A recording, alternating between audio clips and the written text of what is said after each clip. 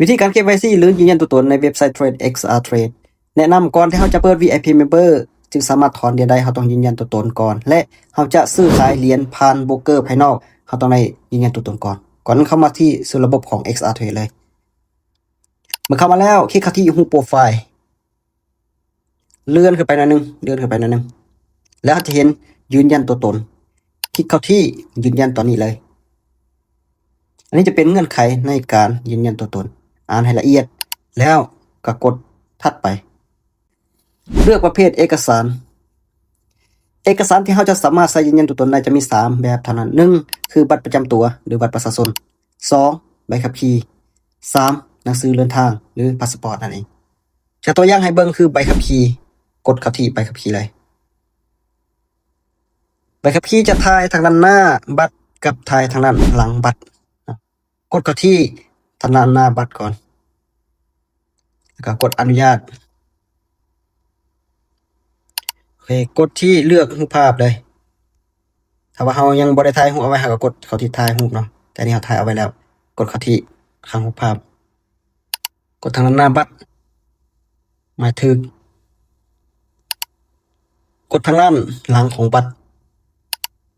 เอาที่ข้างรูปภาพกดทางด้านหลังหมายถึงขั้นตอนต่อไปคือถัดไปบอนนี้มันจะให้สแกนใบหน้าเพื่อยืนยันตัวตนก็สแกนใบหน้าก่อนเนาะต้องเป็นเจ้าของบัตรเท่านั้นจึงสามารถสแกนแล้วผ่านเนาะถ้าว่าบ่เป็นเจ้าของบัตรจะบ่ผ่านเด็ดขาดโอเคกดด้านหน้าด้านซ้ายด้านข้างด้านยังก่อนที่จะครบถ้วนโอเคเมื่อสแกนใบหน้าสำเร็จแล้วกดเข้าที่ส่งเลยส่งจะมีรหัสส่งไปที่ Gmail เนาะกดเข้าที่ส่งรหัสยืนยัน Gmail ไปกดที่อีเมลก่อนเลยโอเครีเฟรชแป๊บนึงโอเคมาแล้วกดเข้าเลยคัดลอกรหัส OTP นี้คัดลอกแล้วก็มาวางใส่ที่รหัสยืนยันเมลวางใส่เลยแล้วก็ส่งเพื่อกดสอบเมื่อเขาส่งไปเพื่อกดสอบแล้วมันก็จะให้รอประมาณ10-15 นาทีหรือว่า1ชั่วโมง5-6ชั่วโมง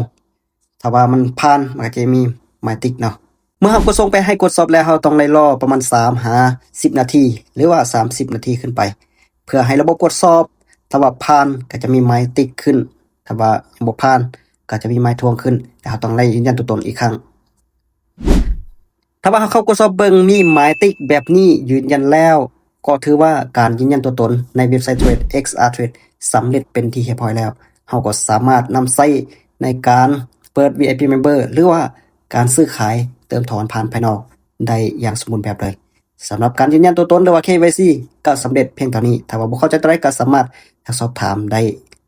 การลงทุนมีความเสี่ยงต้องศึกษาให้ดีก่อนลงทุนนะ